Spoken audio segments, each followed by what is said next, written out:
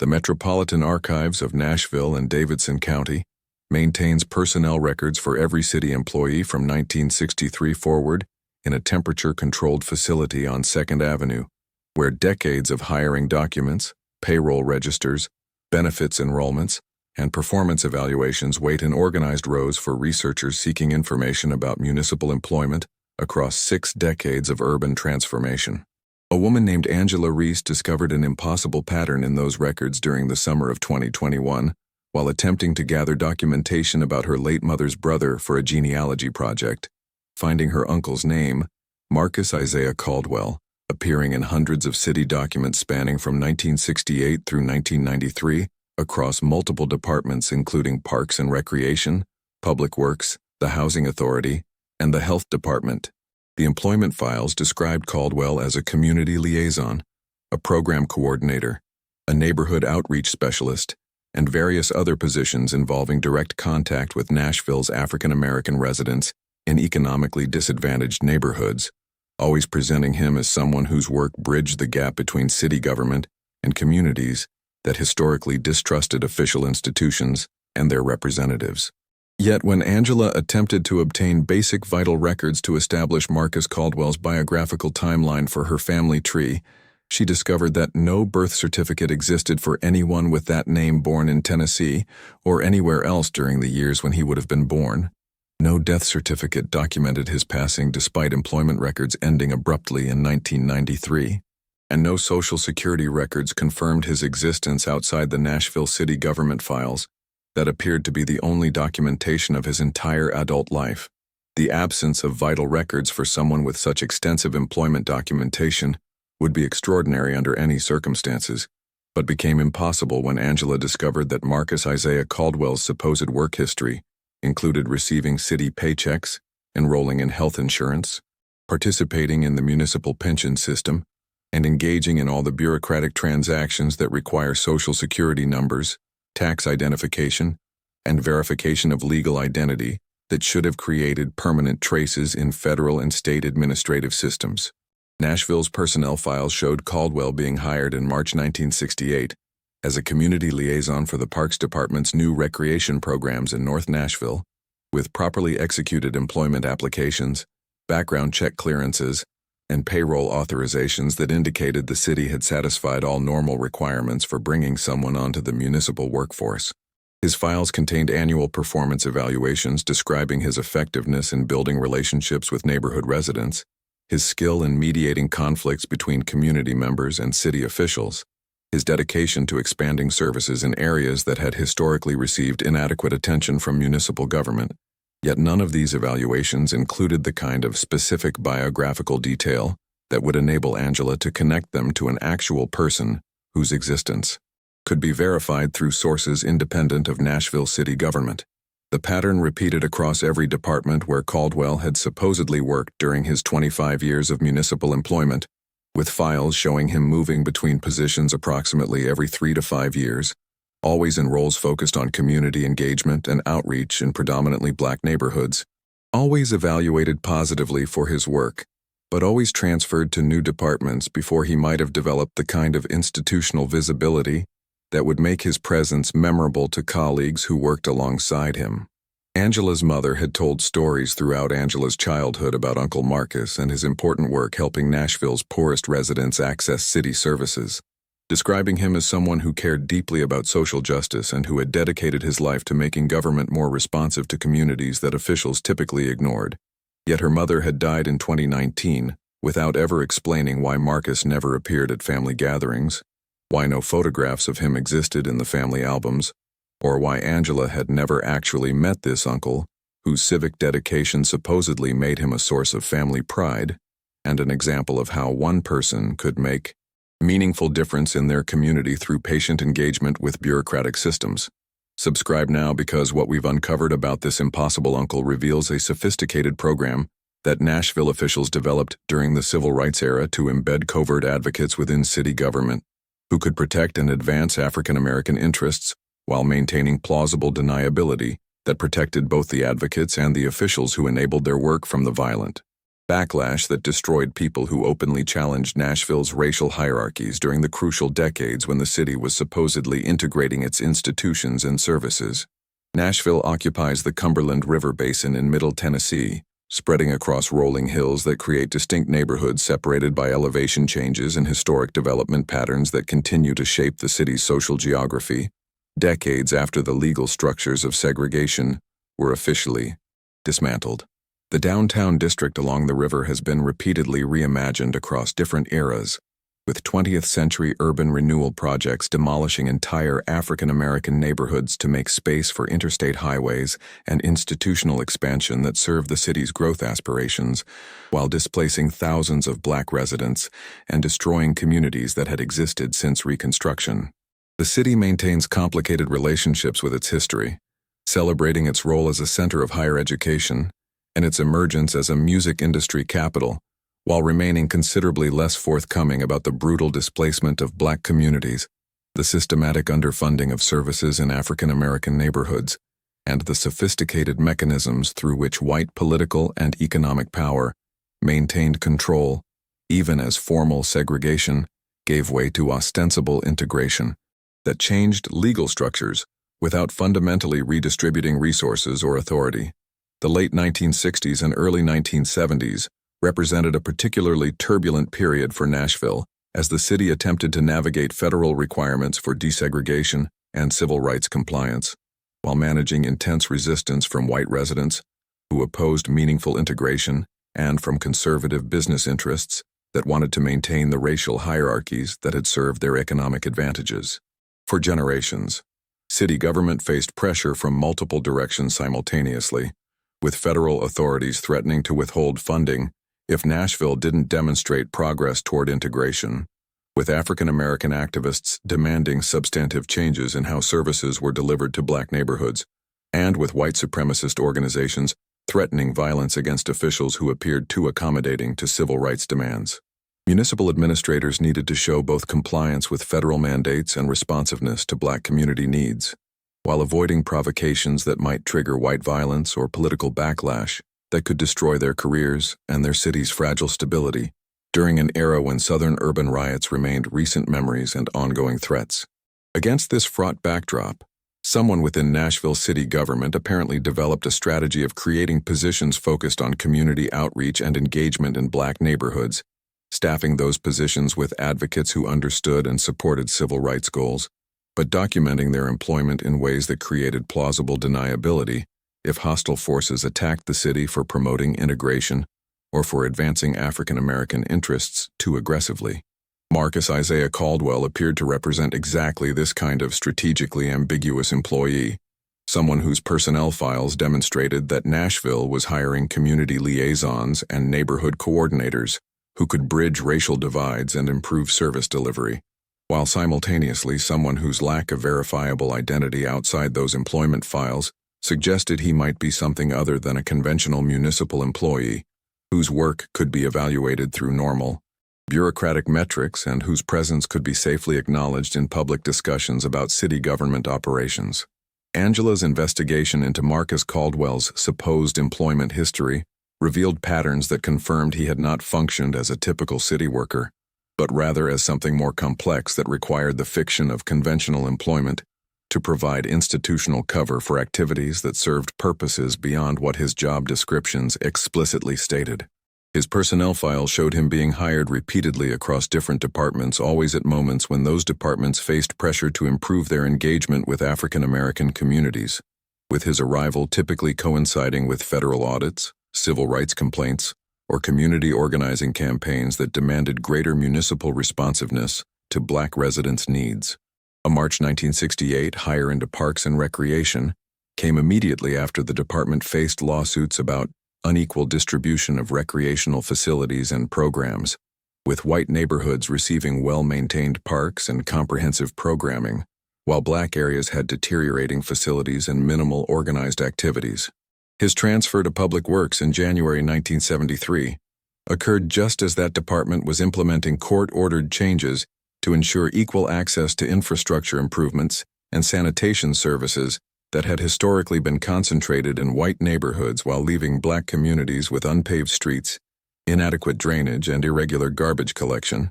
The move to the Housing Authority in June 1978 coincided with federal investigations into discriminatory tenant selection and maintenance practices in public housing that overwhelmingly served African American residents. Arriving exactly when the authority needed to demonstrate it was taking community concerns seriously and implementing reforms that would address decades of neglect and abuse. Each transition positioned Caldwell precisely where Nashville city government most needed someone who could credibly engage with angry black residents, document their grievances, and channel their demands into bureaucratic processes that appeared responsive even when actual change remained limited and slow. The pattern suggested that Marcus Isaiah Caldwell wasn't a single individual moving between departments, but rather an institutional role that different people might have occupied at different times, with the consistent name providing continuity that made his employment appear conventional, while actually describing a rotating position filled by whoever was best suited to handle community engagement in whichever department faced the most urgent pressure to demonstrate progress on civil rights. Compliance. This interpretation explained why Caldwell's personnel files contain no photographs despite city policy requiring employee ID badges with visual identification, why his files listed multiple different home addresses across various Nashville neighborhoods without showing any consistent residential pattern, why his emergency contact information changed repeatedly in ways that suggested different people's actual family members, rather than one person updating their contacts as life. Circumstances evolved. The files described an employee who existed for bureaucratic purposes, but who corresponded to no single individual whose life followed the normal patterns of employment, residence, and family relationships. Angela's attempt to locate former city employees who had worked alongside Marcus Caldwell in any of the departments where he supposedly held positions produced a consistent pattern of vague recognition without specific memories, with retired municipal workers acknowledging that the name sounded familiar, but unable to provide any concrete recollections about his appearance, personality, working style, or specific contributions to departmental operations. A former Parks Department supervisor said he remembered someone doing community outreach work during the early 1970s, but couldn't definitively identify Caldwell as that person, and couldn't describe what he looked like or recall any particular conversations or interactions that would confirm direct personal contact. A retired Housing Authority administrator similarly acknowledged that community liaison positions had existed during her tenure, but couldn't confirm whether Caldwell had occupied one of those roles, or whether someone else had done that work under a different name that she had since forgotten.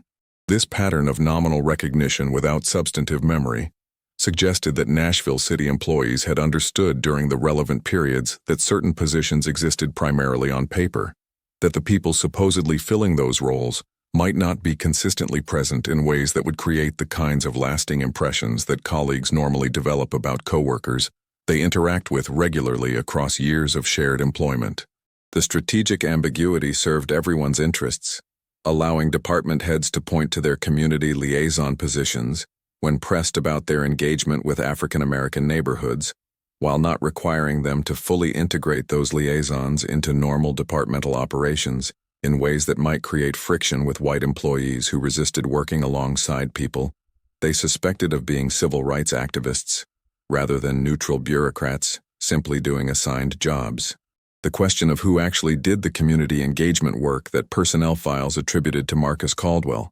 led Angela to examine Nashville's civil rights organizational landscape during the late 1960s through early 1990s, identifying several groups that operated during those decades working to improve city services in black neighborhoods and to hold municipal government accountable for its obligations to all residents, regardless of race. The Nashville chapter of the Southern Christian Leadership Conference maintained active organizing campaigns throughout this period, pressuring city departments to address service disparities and discrimination in employment and contracting. The Metropolitan Action Commission coordinated anti-poverty programs that brought it into regular contact with city government and gave it detailed knowledge about how municipal services actually functioned in different neighborhoods. Various neighborhood associations in North Nashville, East Nashville, and South Nashville organized residents around specific local issues and developed sophisticated understanding of bureaucratic processes that determined which areas received infrastructure improvements and which were left with deteriorating conditions. All of these organizations needed regular access to city government to advocate effectively for their communities, needed allies within municipal bureaucracy who could provide information about upcoming decisions and opportunities to influence those decisions, needed people who understood both community concerns and governmental procedures well enough to translate between activists' demands and officials' responses. The Marcus Isaiah Caldwell position appeared designed to serve exactly these needs, providing a legitimate institutional identity that community organizers could engage with when they needed to interact with city government, someone who could attend meetings and receive complaints and coordinate responses, without anyone needing to acknowledge that this liaison position functioned less as conventional municipal employment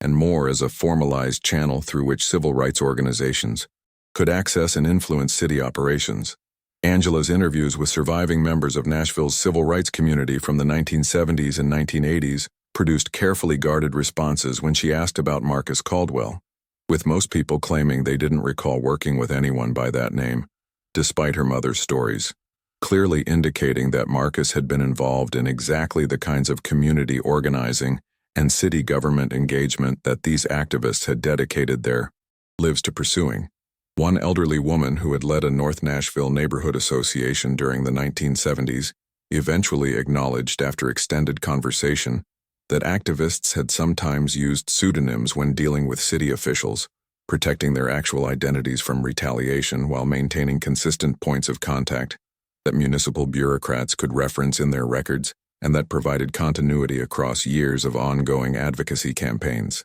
She described an environment where being publicly identified as a civil rights activist could result in job loss, eviction, denial of credit, and various forms of economic retaliation that white-controlled institutions deployed to punish people who challenged racial hierarchies, creating strong incentives for organizers to separate their advocacy work from their public identities in ways that might allow them to continue supporting their families while also continuing their activism. A pseudonymous position within city government served this purpose perfectly, allowing someone to engage in advocacy that served community interests while maintaining employment that provided income and benefits, with the institutional cover protecting them from retaliation, as long as no one explicitly acknowledged that the community liaison was actually a civil rights organizer using city resources and authority to advance goals that went well beyond his official job description. The mechanics of maintaining Marcus Isaiah Caldwell as a viable city employee across 25 years and multiple departments would have required coordination among sympathetic officials who understood what the position actually represented and who were willing to process payroll, benefits, and performance evaluations for someone who might not be a single consistent individual, but rather a role that different people occupied at different times, depending on which communities needed advocacy, support, and which activists were positioned to provide it. This coordination suggested that Nashville's municipal government during the 1970s and 1980s contained more progressive officials than public discourse might indicate, people who held positions of sufficient authority to create and maintain employment for phantom workers whose actual function served civil rights goals rather than conventional bureaucratic purposes. Angela's research into personnel practices during the relevant decades revealed that Nashville's decentralized administrative structure created opportunities for individual department heads to exercise significant discretion in hiring and managing community liaison positions without requiring central approval or oversight that might expose unusual employment arrangements to hostile scrutiny. Each department maintained its own personnel files with limited cross-referencing between agencies, meaning that someone could theoretically be employed by multiple departments simultaneously or sequentially without triggering verification systems that would reveal inconsistencies in biographical information or identify that the same position was being used by different people at different times. This administrative fragmentation, typically criticized as inefficient and poorly coordinated, actually enabled the Marcus Caldwell strategy by ensuring that no single authority had complete visibility into how the community liaison role was being deployed across different parts of city government. The financial mechanics of paying someone who might not have consistent legal identity created particular challenges that required sophisticated understanding of payroll systems and their vulnerabilities, suggesting that whoever designed the Marcus Caldwell position had access to detailed knowledge about municipal accounting and tax reporting that went beyond what typical department heads would possess. Angela's examination of available financial records showed that Caldwell's compensation followed patterns that minimized documentation requirements, with his pay rates consistently kept below thresholds that would trigger additional reporting to state and federal authorities, with his benefits enrollment showing frequent changes that might indicate different people's actual healthcare needs rather than one person's stable situation across years of employment. The financial management appeared carefully calibrated to maintain the fiction of conventional employment, while avoiding the kind of detailed verification that would expose the arrangement to anyone who examined the records with skepticism rather than accepting them at face value. The pattern of Marcus Caldwell's supposed work assignments revealed another layer of strategic design, with his documented activities consistently focused on neighborhoods and communities where civil rights organizing was most active and where residents had the most contentious relationships with city government, positioning him precisely where advocacy support would be most valuable and where having an official city employee who actually served community interests rather than institutional preferences could make meaningful difference in outcomes. His Parks Department work during the late 1960s concentrated in North Nashville areas where residents were demanding equal recreational facilities and programming, with his documented activities including organizing community meetings about park improvements and coordinating resident input into facility design and program development. These activities aligned perfectly with what civil rights organizations were demanding during that period, suggesting that Caldwell's official employment provided institutional legitimacy for organizing work that activists were conducting, regardless of whether city government officially sanctioned it. His public works assignments during the 1970s focused on neighborhoods fighting for infrastructure improvements, with documentation showing him coordinating resident complaints about unpaved streets, inadequate drainage, and irregular sanitation services, essentially formalizing and amplifying the organizing campaigns that community associations were running independently. His housing authority work in the late 1970s and early 1980s involved tenant organizing in public housing developments where residents faced deteriorating conditions and abusive management, with his official position giving legitimacy to tenant councils and complaint procedures that residents had been trying to establish for years, without support from authorities who preferred compliant tenants over organized residents demanding accountability. Each assignment positioned the Marcus Caldwell role precisely where it could most effectively support community organizing, while providing city officials with documentation that they were engaging with neighborhoods and responding to resident concerns even when actual improvements remained minimal. The investigation took a darker turn when Angela discovered that several Nashville civil rights activists had died under suspicious circumstances during the decades when Marcus Caldwell supposedly worked for city government, with their deaths occurring shortly after they had been particularly effective in organizing campaigns, or after they had achieved victories that threatened entrenched interests in municipal contracting, development, or employment. A neighborhood association leader who had successfully blocked a highway expansion that would have demolished additional black homes died in a house fire in 1972 that arson investigators ruled accidental despite community suspicions about its timing and circumstances. A tenant organizer who had exposed corruption in housing authority maintenance contracting died in a car accident in 1981 under conditions that suggested possible tampering, though no investigation produced evidence of foul play. A minister who had coordinated voting registration drives in public housing developments died of a sudden heart attack in 1985 at age 42, despite no history of cardiac problems. These deaths created vacancies in Nashville's civil rights leadership that would have required remaining activists to assume additional responsibilities and higher profiles that increased their visibility and vulnerability to retaliation,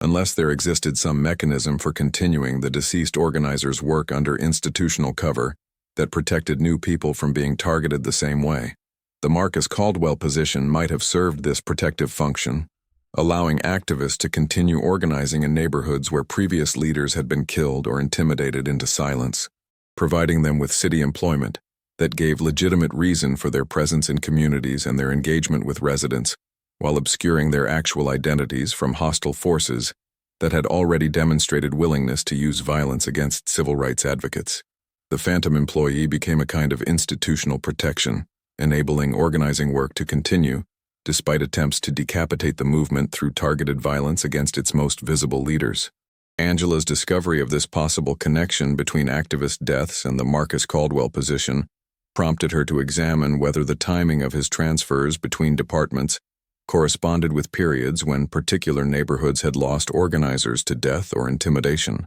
Looking for patterns that might indicate the role was being strategically redeployed to fill gaps in civil rights infrastructure created by violence and repression. She found suggestive correlations, with Caldwell's move to public works in January 1973, coming just months after the 1972 house fire that killed the neighborhood association leader, who had opposed highway expansion in areas where public works was planning infrastructure projects.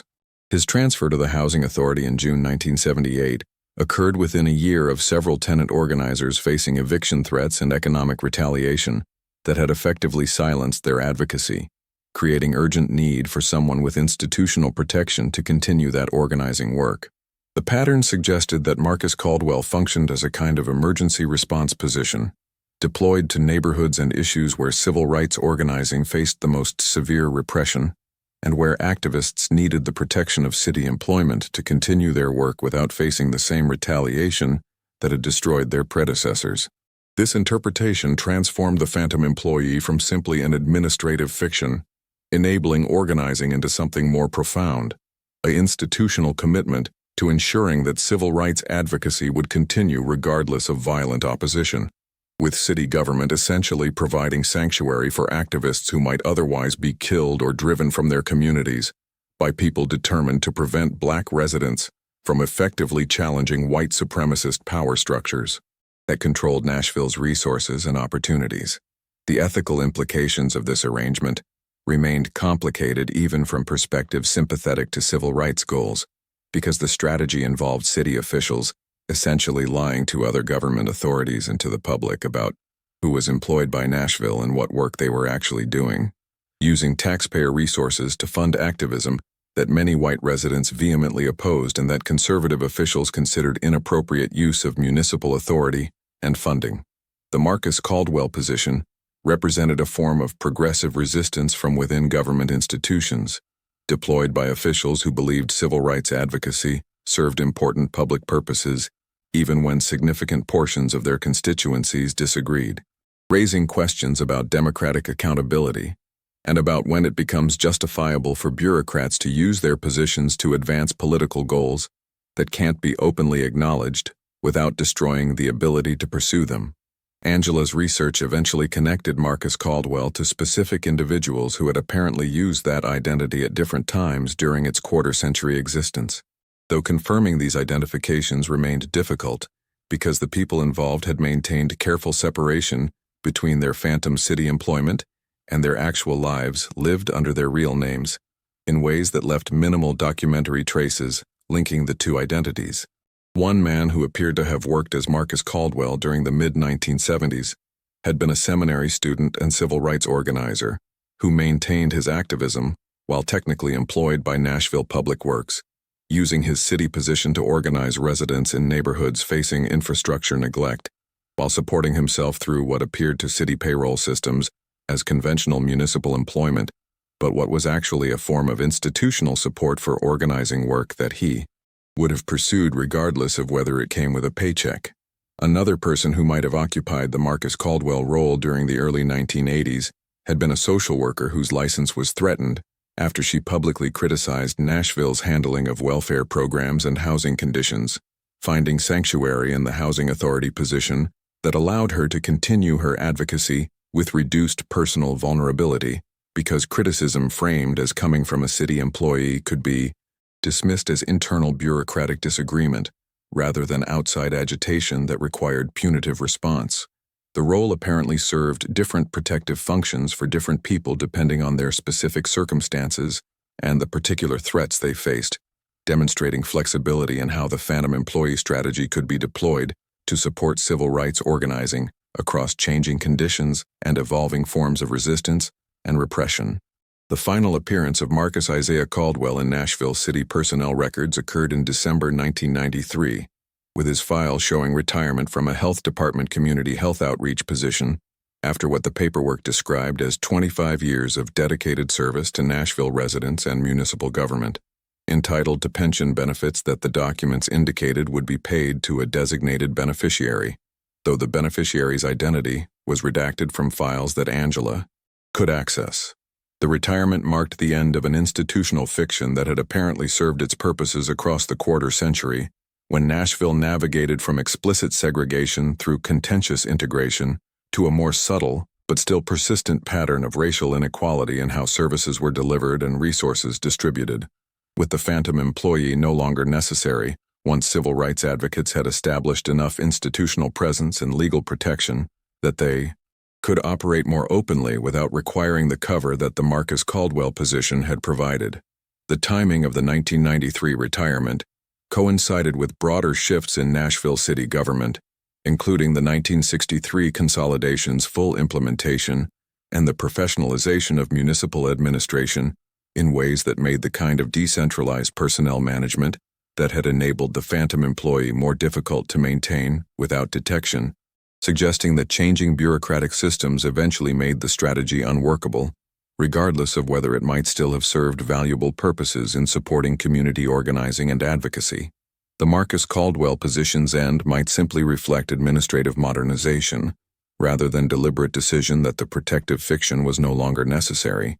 though Angela found no evidence that anyone had attempted to investigate the unusual employment records, or to determine whether the decades of documented service corresponded to any actual individual whose identity could be verified through normal means. The question of what happened to the pension benefits supposedly paid to Caldwell's designated beneficiary after 1993 led Angela into Nashville's municipal retirement system records, where she discovered that pension payments had indeed been issued monthly for nearly 15 years following the 1993 retirement, continuing until 2008, when they stopped without documentation of the recipient's death or any other explanation for why the payments ceased. The total amount paid exceeded $200,000 across those 15 years, representing substantial city funds directed to someone whose connection to Marcus Isaiah Caldwell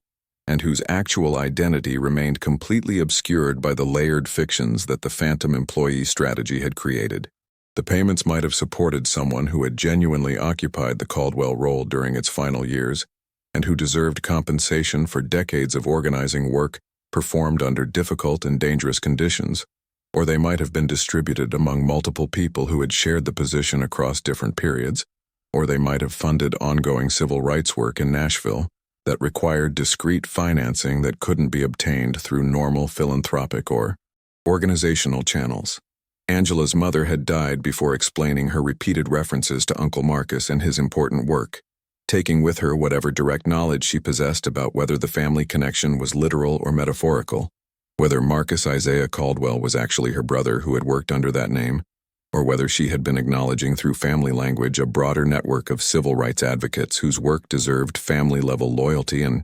protection even when their actual identities had to remain hidden. The stories Angela remembered from childhood presented Marcus as someone who exemplified dedication to community service and commitment to justice, values her mother had emphasized throughout Angela's upbringing, suggesting that whether Uncle Marcus was literally family or represented ideals her mother wanted to pass to the next generation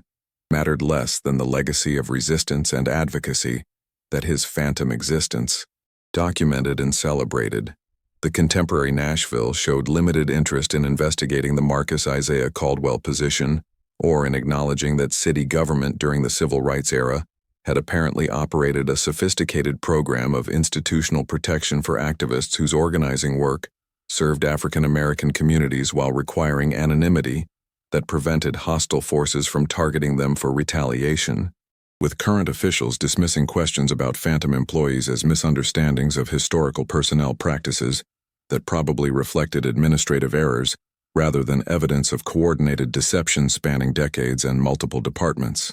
This institutional resistance to examining its own past operations paralleled broader patterns where American cities prefer sanitized narratives about their civil rights histories that emphasize peaceful progress and enlightened leadership, rather than acknowledging the violence, repression, and elaborate subterfuge that characterized actual struggles for racial justice in communities where white supremacist power structures fought bitterly against any meaningful change to hierarchies that had served their interests since the end of slavery. The archive containing Marcus Isaiah Caldwell's personnel files remains accessible to researchers willing to request them, though the files themselves reveal remarkably little about who actually occupied that position across its 25-year existence, or what work was genuinely accomplished under institutional cover that the phantom employee provided, preserving instead the careful fictions that enabled the strategy to function without creating documentary evidence that would have exposed participants to retaliation during the dangerous decades when civil rights organizing in Nashville invited violence from people determined to maintain racial oppression regardless of what federal law required.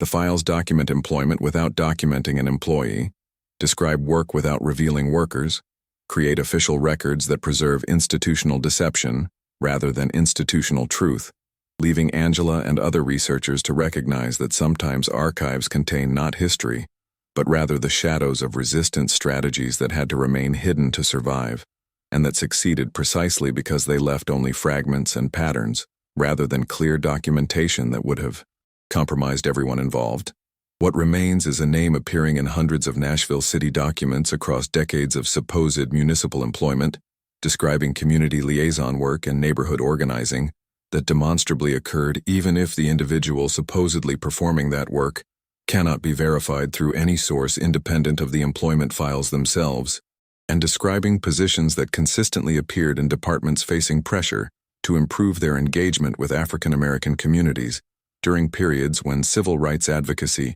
meant risking economic retaliation and physical violence from people who saw Black demands for equality as attacks on white privilege and Southern tradition,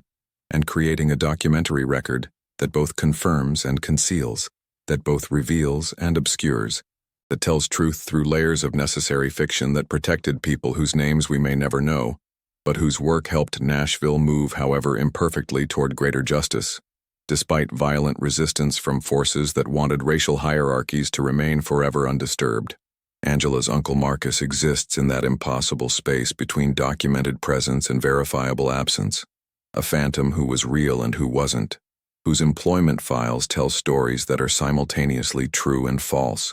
whose legacy persists in the communities that benefited from advocacy performed under institutional cover, that city government provided to activists it couldn't openly support, but whose work it understood served essential purposes that official policies and conventional politics could never adequately address. Subscribe now so you won't miss our next investigation into American cities where the personnel files preserve traces of resistance movements that operated through institutional deceptions designed to protect advocates who challenged racial oppression during decades when honesty about such work meant destruction of everyone brave enough to pursue justice, regardless of the consequences.